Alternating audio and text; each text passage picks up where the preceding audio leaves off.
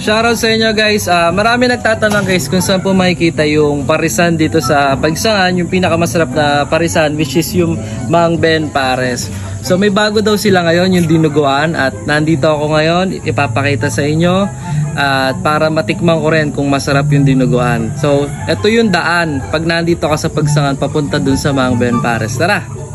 At ayun na nga guys, nagmotor na kami, at kung ikay galing sa Pakabinti ay dito ka makakadaan sa aming napakagandang tulay.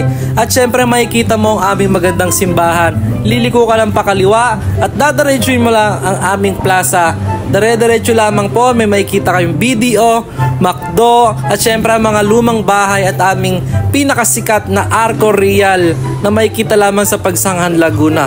At para po sa inyong lahat, sa ating kaalaman, ay makikita po natin ang pinakaluma or pinakadating pwesto ng Mang Ben Pares, which is makikita dito sa Sampaloc, malapit sa 7-Eleven.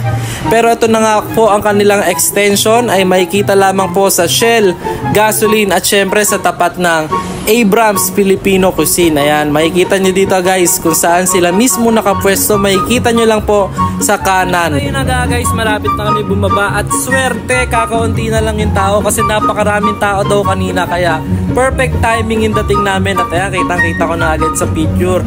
Overload Pares, dinuguan overload. At syempre, kare-kare overload. At ayan, nakita ko nga si Mang Ben. Mang Ben, baka naman makalibre.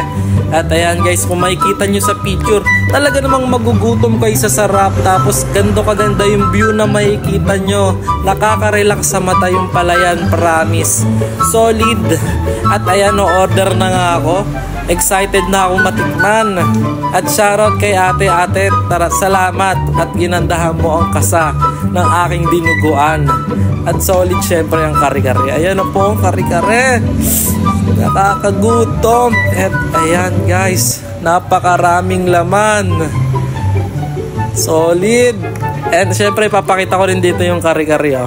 Ayan guys, ang pinaka favorite ko kare-kare. Pero ngayon dinuguan muna. Pero tignan nyo yung kare-kare. Napakadaming laman, napakadaming puso ng saging. Talagang healthy. At ang lapot ng sabaw, oh. Kitang-kita sa mga mata ko yung pagkagutom. Ayan, at nasa tabi din yung mga sausawan, yung mga patis-patis.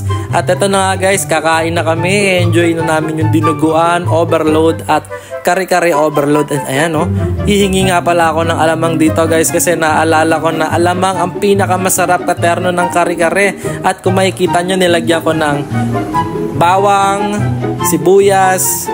And ayan guys, ang dami ko nang nakain, ang dami pa rin laman ng dinuguan. At kung makikita nyo dito, amos-amos pa, oh.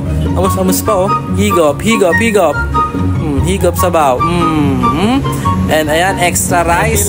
Kahit may extra rice is napakarami pa rin laman. And only refill nga pala ng sabaw dito guys. Kaya kahit magpa-refill kayo, sulit pa rin. Eh no, sabay ganyang view makikita nyo. Sarap. And ayun na nga, natapos na kumain. Sobrang sakit ng tiyan. Busog na busog daw po si Mac Antonio. At doon lang po natatapos ang aking vlog. Salamat sa panonood at sana takilik nyo ang ating Mang Ben Pares. Yun lamang.